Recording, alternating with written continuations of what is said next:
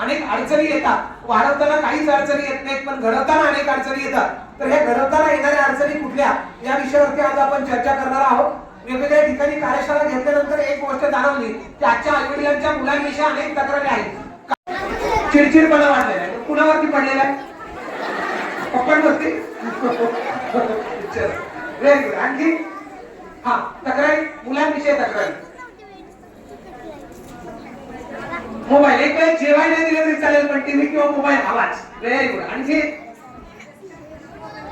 Mobile कडे जास्त लक्ष लागलेलं असतं. Very good. आणखी आपलं पण स्वयंपाकाकडे लक्ष दिलं जातं.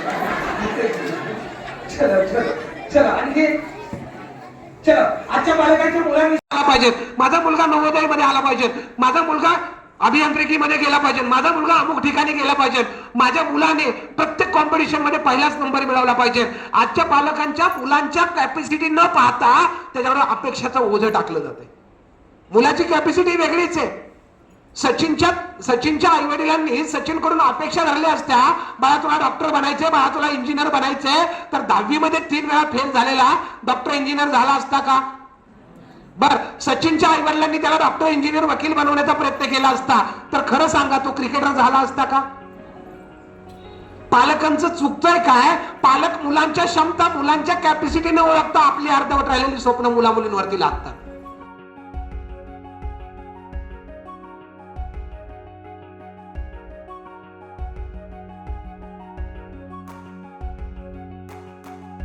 आपल्या मुलांना 24 तासातले 6 तास वेळ देतात, उरलेली 16 तास मुलं आपल्याबरोबर असतात.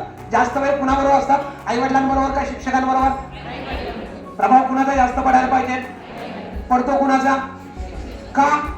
कारण आपण देतो क्वांटिटी वेळ, आपण देतो क्वांटिटी वेळ, शिक्षक देतात क्वालिटी वेळ. क्वालिटी वेळ म्हणजे काय? पहिले 10 मिनिटं शाळेविषयी, नंतरचे 10 मिनिटं सहवासाविषयी, नंतरचे 10 मिनिटं आजचं स्पर्धेचे योग आणि कलात्मक शिक्षण. आईने अर्धा तास आणि वडिलांनी अर्धा तास वेळ द्यायचा. देऊ शकता का? दिला पाहिजे की नाही? जिवंतपणे सेवा करा, सासू सासऱ्यांची सेवा करा, तिथे जे पुण्य मिळणार आहे ना ते कुठेच मिळणार नाही, हे लक्षात ठेवा. मुलांसमोर चांगलं वागा, मुलांसमोर चांगलं वागा, मुलांसमोर चांगलं खा, मुलांसमोर चांगलं प्या, मुलांसमोर चांगलं राहा, मुलांसमोर एकमेकांबरोबर भांडू नका, मुलांसमोर नवऱ्याकडे असं करू नका. नवऱ्याकडे तोंड वाटावून मग ती मुलाला कळतंय. तुम्ही पण मुलांसमोर नवऱ्या बायकोला मारू नका, एकमेकांना भांडण करू नका. तुम्ही जर परस्पर भांडण कराल तर त्याचा मुलांवरती परिणाम विचित्र होणार आहे. त्यामुळं घरातलं वातावरण चांगलं ठेवा. या ठिकाणी चांगल्या सवयी, ऍटिट्यूड, आपला स्वतःचा बघण्याचा दृष्टिकोन बदला. स्वतःमध्ये प्रचंड क्षमता आहे.